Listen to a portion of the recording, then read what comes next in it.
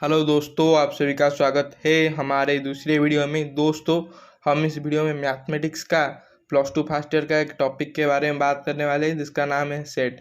दोस्तों, आप सभी ने पहले भी 9th और 10th क्लास में भी सेट चैप्टर पढ़ा होगा। तो दोस्तों, ये कुछ नहीं वही है, लेकिन थोड़ा सा चेंज है, मतलब थोड़ा सा ऐड किया गया है। मतलब समझ रहे हैं ना? आपने 9th 10th में जिस जिस सेट पढ़ा था वही सेट है, लेकिन थोड़ा सा आगे गया है उसका स्टडी लेवल। तो दोस्तों, चलिए बिना किसी टाइम बर्बाद के वीडियो को शुरू करते हैं। दोस्तों, वीडियो को शुरू करने से पहले हम आपको बता दें कि हमारा एक बहुत ही छोटा सा चैनल है। अब आपकी एक एक सब्सक्राइब से ये भी एक अच्छा सा चैनल बन सकता है, और आपकी एक सब्सक्राइब से हमें बहुत ही अच्छा मोटिवेशन मिलता है, जिससे कि हम और अभी अच्छा वीडियो बना सकते हैं। तो दोस्तों, चलिए बिना टाइम बर्बाद के वीडियो को शुरू करते हैं। तो दोस्तों, सेट चैप्टर शुरू करने से पहले हम एक बात आपको एक फंडामेंटल बताए थे, जैसे कि आप एक सेट में एक एलिमेंट को 2 बार नहीं लिख सकते। आप एक एलिमेंट को एक बार ही लिखेंगे, 2 बार लिखने से वो सेट रॉन्ग हो जाएगा। तो ये था एक फंडामेंटल चीज़ जो आपको पता होगा, आपने 9th 10th में पढ़ा था। तो चलिए वीडियो को शुरू करते हैं। दोस्तों, पहले ये है कि सेट बिल्डर क्या है। एक सेट जो कि नंबर में होगा, उससे हम वर्ड में कन्वर्ट कैसे करें, इसे कहते हैं हम सेट बिल्डर। यानी कि सेट को बिल्ड करें। जो सेट नंबर में होगा उसे हम वर्ड में कन्वर्ट करेंगे, जिससे कि हमें अच्छा सा पता चल जाएगा कि ये क्या है। तो दोस्तों, चलिए हम एक एग्जाम्पल से इसे समझ लेते हैं। मान लो कि एक सेट है ए, जिसके एलिमेंट्स है 1 4 9 16 25 डट डट डट एटसेट्रा। यानी कि यहाँ पर बहुत सारे एलिमेंट हैं। वो कितने एलिमेंट हैं? इन्फिनिटी है, क्योंकि हमें यहाँ पर पता नहीं, यहाँ पर डट डट लगा है, यहाँ पर बहुत सारे एलिमेंट है ए सेट में। तो दोस्तों, आप यहाँ पर एक चीज़ नोटिस किया होगा कि 1 का स्क्वायर 1 है, और 2 का स्क्वायर 4 है, और 3 का स्क्वायर 9 है, और 4 का स्क्वायर 16 है। यहाँ पर बहुत सारे all the numbers in this set are squares. So यहाँ पर हम बोल सकते हैं कि एक ऐसा सेट है जहाँ पर कि 1 2 3 4 ऐसे सभी नंबर का स्क्वायर है। तो दोस्तों, हम इसे ऐसे लिख सकते हैं कि A is equal to x such that x belongs is equal to n square, where n is equal to n. यहाँ पर बड़ा सा जो एन लिख रहा है वो है नेशनल नंबर, मैं कहता ना नेचुरल नंबर। तो दोस्तों, आपके बुक में ऐसा बहुत सारे होगा जिसका एग्जाम्पल आप कर सकते हैं। अगर आपको कोई एग्जाम्पल में तकलीफ हो, या आप कर रहे हैं या उसका आंसर नहीं आ रहा है, तो आप डायरेक्ट मुझसे टेलीग्राम में बात कर सकते हैं, जिसका लिंक मैंने डिस्क्रिप्शन में दिया हुआ हूँ। दोस्तों, तो चलिए मेन टॉपिक पर चलते हैं। पहले नंबर पर आता है यूनियन। यूनियन क्या है? मान लो कि एक सेट, 2 सेट हैं ए और बी, उनका यूनियन यानी कि जोग, यानी कि उन दोनों का मिलना। और इसे हम बहुत तीनों केस में समझ देते हैं। जैसे कि मान लो उसका सिंबल क्या है, वो पहले स्क्रीन पर है, देख लो। ये होता है यूनियन का सिंबल। मान लो 2 सेट ए और बी है, तो उनका यूनियन आएगा ए यूनियन बी। और ए यूनियन बी क्या होगा? X such that x belongs to A और एक्स बिलोंग्स टू बी। यानी कि जो ए यूनियन बी सेट होगा, उसका एलिमेंट्स ए में होंगे और बी में होंगे। उन दोनों में ए यूनियन बी का एलिमेंट हो गए ए में और बी में। तो चलिए फास्ट केस समझ लेते हैं क्या है। मान लो ए और बी दोनों एलिमेंट है। वो दोनों एलिमेंट कैसे है आपको बताता हूँ। वो दोनों एलिमेंट ऐसे है कि उन दोनों सेट में कोई कॉमन एलिमेंट नहीं है। यानी कि उन दोनों में ऐसा कोई एलिमेंट नहीं है कि जो कि ए में है और बी में है। तो ये दोनों एलिमेंट थोड़े डिस्टेंस में बनाए गए हैं। दोस्तों, ये जो डायग्राम देख रहे हो आप, इसे सेट में डायग्राम नहीं कर सकते, उसे हम कहते हैं वेन डायग्राम। तो उसका हमने छोटा सा एग्जाम्पल दिया है, वो भी आप देख सकते हैं, स्क्रीन पे है। दोस्तों, आप इस एग्जाम्पल से ये भी समझ रहे हैं कि ए और बी में कोई भी कॉमन एलिमेंट नहीं है, जिससे कि ए यूनियन बी बन रहा है, और वो उन दोनों का जोग है। तो दोस्तों, चलिए केस 2 पे चलते हैं। वहाँ पर ए यूनियन बी कैसा होता है। मान लो ए और बी दोनों सेट में जिसमें कि कोई कॉमन एलिमेंट प्रेजेंट है। यहाँ पर कॉमन एलिमेंट प्रेजेंट है, तो क्या होगा? ए यूनियन बी ऐसा होगा कि ए का सभी एलिमेंट और बी का सभी एलिमेंट ऐड हो जाएंगे। तो दोस्तों इसका भी हमने एक एग्जाम्पल दिया है, जिससे कि आप देखकर पता लगा कर सकते हैं कि ए यूनियन बी कैसा होता है जबकि कोई कॉमन एलिमेंट ए और बी के बीच प्रेजेंट होता है, तब ऐसा होता है।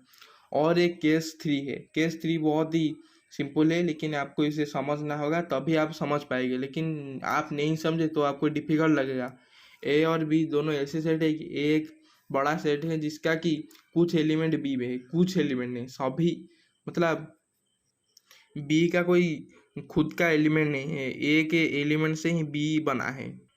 आपको मैं एक एग्जांपल देकर बताता हूँ। जैसे कि दोस्तों केस 3 को समझने के लिए मैं आपको एक एग्जांपल देते हैं। मान लो आप गए एक स्टील के शॉप पर, वहाँ पर आपने देखा कि हमें चम्मच खरीदना है, तो आपने चम्मच खरीदा।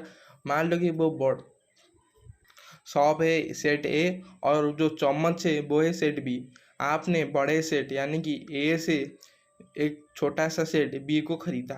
तो ये हुआ एक एग्जांपल। जैसे कि आप यहाँ पर स्क्रीन पर देख रहे हो, मैंने एक नंबर का एग्जांपल भी दिया हूँ, आप इसे देख सकते हैं। और थोड़ी बहुत छोटे छोटे लॉ है, जैसे कि एक लॉ है कि ए यूनियन ए है।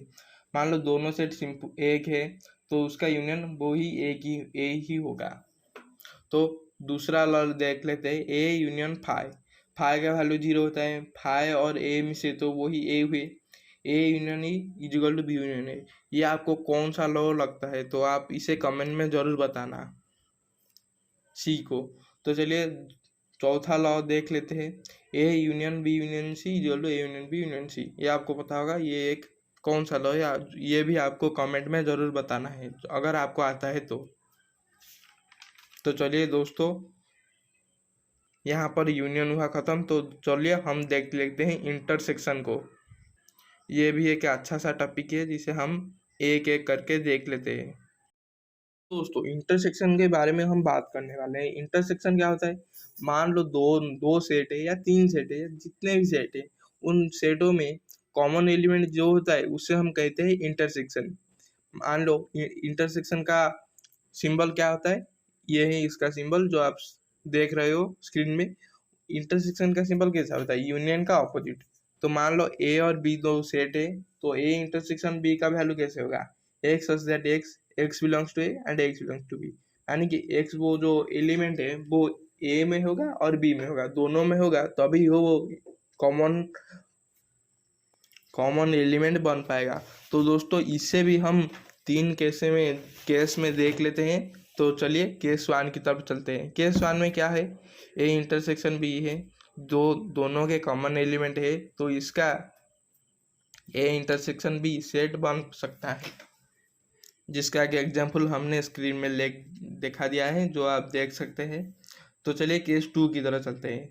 केस 2 पे आप क्या देख रहे हैं, ए और बी दो सेट है जिसका कोई कॉमन एलिमेंट नहीं है, तो इसका इंटरसेक्शन नहीं बन सकता। इसका इंटरसेक्शन 5 होगा क्योंकि इसका कोई कॉमन एलिमेंट नहीं है, तो इसका इंटरसेक्शन नहीं हो सकता। और केस 3 तो हमने आपको बताया था। और यहाँ पर ए इंटरसेक्शन बी क्या होगा, बी होगा, क्योंकि यहाँ पर एक ये एग्जाम्पल हमने यूनियन में दिया था, यही एग्जाम्पल आप यहाँ पर भी प्रयोग कर सकते हैं, लेकिन थोड़ा सा हटका। तो चलिए हम और एक की तरह चलते हैं। तो डिफरेंस क्या होता है, ये डिनोटेड कैसे होता है, ए डिफरेंस बी। तो ए डिफरेंस बी को कि हम कैसे बोल सकते हैं, x such that x belongs to A और x does not belongs to B. आप बोलोगे भाई ये क्या बोल दिया, ए डिफरेंस बी क्या होता है, ए पे नहीं होगा और बी पे नहीं होगा, ये क्या होता है। ए डिफरेंस बी मान लो कि दोनों सेट है ए और बी, उसमें एक ऐसा है कि उसमें कोई ना कोई कॉमन एलिमेंट भी होगा। तो हम ए डिफरेंस बी को कैसे निकाले, चलिए उसे हम वेन डायग्राम से समझ लेते हैं। ए डिफरेंस भी ऐसा होगा कि ए डिफरेंस भी ये है कि एक ऐसा सेट जो जिस मान लो ए और बी दोनों एलिमेंट है, एक ए डिफरेंस भी ये होगा कि एक ऐसा सेट बनेगा जिसमें कि ए का सभी एलिमेंट होगा छोड़कर ए इंटरसेक्शन बी को। यानी कि ये कैसे बनेगा, ए डिफरेंस और ए डिफरेंस इसको अगर ऐसे भी कर सकते हो, बी का सभी एलिमेंट छोड़ दो, जो बचेगा उसे आप ए डिफरेंस बी कह सकते हो। वैसे ही तरह बी डिफरेंस भी आप बना सकते हो। आप ए को छोड़ दो और जो बचेगा उसे आप बी डिफरेंस ए कह सकते हो। दोस्तों इसे हम वेन डायग्राम में देख सकते हैं। और बचा है उसे कहते हैं ए डेल बी। ए डेल बी क्या होगा, उससे हम कहेंगे ए डिफरेंस बी और बी डिफरेंस ए का यूनियन, यानी कि वो दो जो आप देख रहे हो ए डिफरेंस बी और बी डिफरेंस ए, उन दोनों को मिलाने से जो बनता है उसे हम कहते हैं ए डेल बी। दोस्तों आपके मन में सवाल आया होगा कि भाई यूनियन, इंटरसेक्शन, डिफरेंस और ये जो ए डेल बी अभी बताया ये सब क्यों बता रहे हो। इसका यूज होगा दोस्तों, बहुत सारे मैथमेटिक्स आएंगे, आपको इसी पे ही आपको सॉल्व करना होगा, जो हम अगली वीडियो में आपको बता देंगे। इसका बहुत सारे मैथ आते हैं। तो दोस्तों और एक हम देख लेते हैं कि यूनिवर्सल सेट। यूनिवर्सल सेट क्या होता है। यूनिवर्सल सेट ये होता है कि कॉम्बिनेशन ऑफ ऑल सेट, यानी कि जितने सारे सेट होगा उसका कॉम्बिनेशन को बोलते हैं हम यूनिवर्सल सेट। उसे हम किस सिंबल में बोलते हैं कि यू, या बड़े बड़े यहाँ और एक जगह जगह पर इसे हम ई भी कहते हैं। तो चलिए उसका कुछ लॉ देख लेते हैं।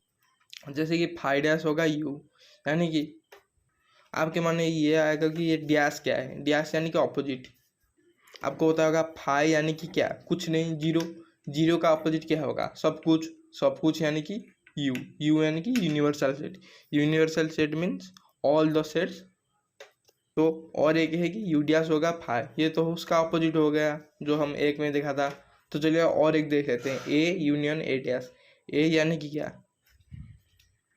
ए जो सेट है, और ए डैश यानी कि ए को छोड़कर जो सब सेट बचे हैं उसे हम ए डैश कहते हैं। इन दोनों के कॉम्बिनेशन से यू ही बनेगा, क्योंकि यूनिवर्सल सेट क्या होता है, कैसे बनता है, ए दो या बहुत सारे सेट को लेकर यूनिवर्सल सेट बनता है। तो ये हो गया दूसरा लॉ। तो चलिए तीसरा लॉ देख लेते हैं, ए डबल डैश होगा ए।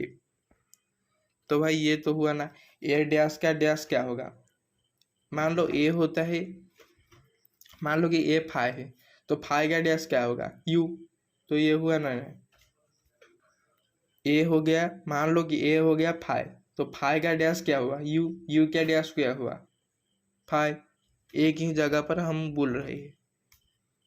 तो दोस्तों आज के लिए इतना ही, और बहुत सारे कुछ चीज़ अटक गए हैं जिससे कि हम दूसरी वीडियो में रिकवर कर लेंगे, और उसके बाद इसके यूज करके हम बहुत सारे मैथ सॉल्व करेंगे, जो कि अगली वीडियो में हम कर लेंगे। तो दोस्तों आज के लिए इतना ही, मिलते हैं दूसरी वीडियो में। और दोस्तों आपको ये वीडियो अगर अच्छा लगा तो सब्सक्राइब करना और शेयर भी करना।